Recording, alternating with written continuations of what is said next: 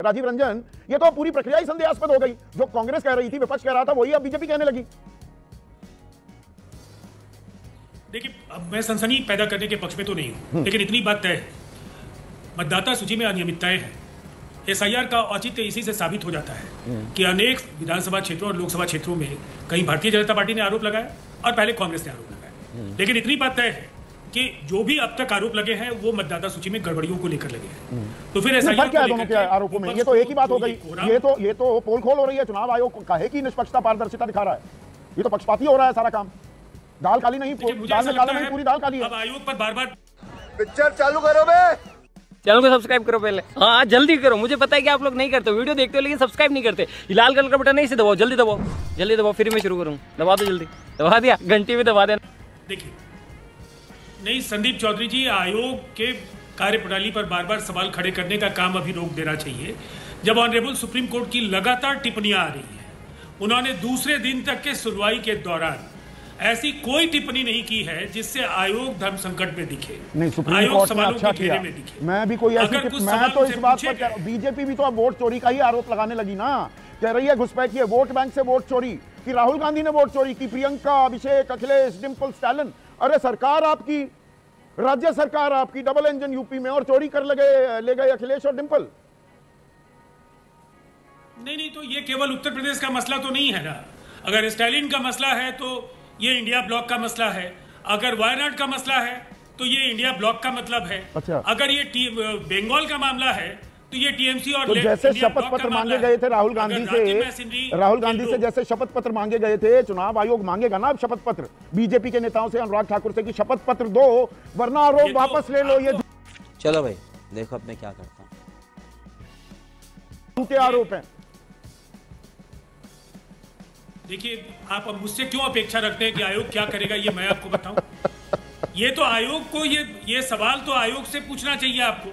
आयोग नहीं, आजकल वकील बना हुआ है पूरा एनडीए खेमा। वकालत तो आप लोग कर रहे हैं ना चुनाव आयोग की।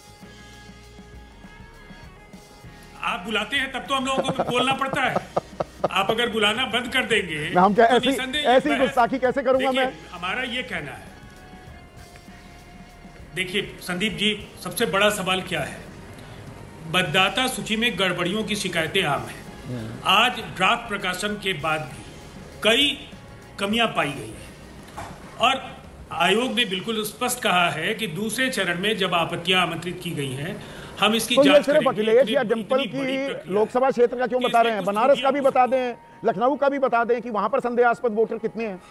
ये तो पूरी की पूरी प्रक्रिया पर अब शक जाहिर किया जा रहा है ना। मैं लार्जर पिक्चर अगर देखूं राजीव जी, तो एसआईआर पर भरोसा रखेंगे आप तो देश के सभी संसदीय क्षेत्रों की तस्वीर ये क्या हो गया?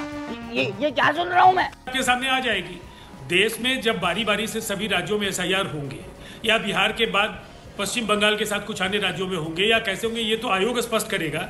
लेकिन एसआईआर पूरे देश में कराने का जो उनकी मंशा है, ये उन्होंने बता दिया। तो उसी में पता लगता है विजय सिन्हा के पास दो वोटर आईडी कार्ड हैं और ये एपिक नंबर SG, एक मतलब 5 साल में आदमी 5 जगह से वोट डाल सकता है।